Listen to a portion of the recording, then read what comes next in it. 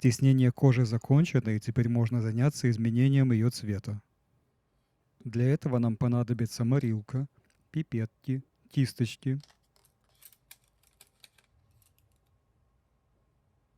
баночки или палитра для разведения краски, бумажные полотенца,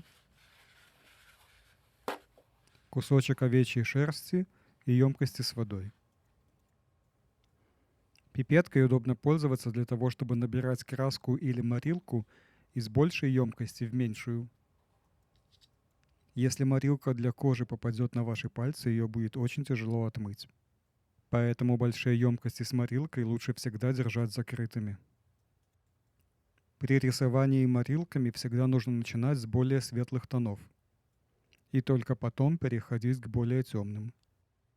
Желательно иметь отдельные кисточки для каждого цвета, потому что как бы вы их ни отмывали, темная краска все равно останется на кисточке и потом проявится, когда будете пользоваться более светлой краской. Поэтому вначале я буду красить светло-желтой краской.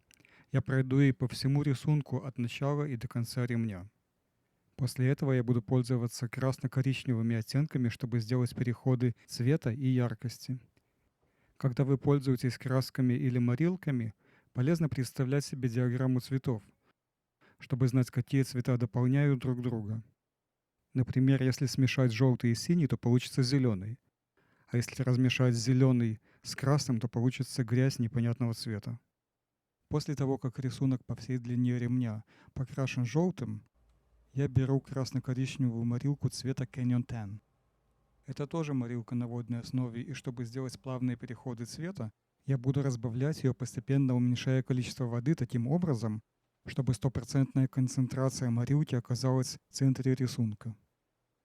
Перед тем, как начать красить, нужно понять разницу между красками и морилками. Краски остаются на поверхности. Морилки впитываются между волокон кожи. Поэтому морилки более устойчивы к механическим повреждениям поверхности. Однако краски, они более яркие, чем морилки, и одной краской можно закрыть другую.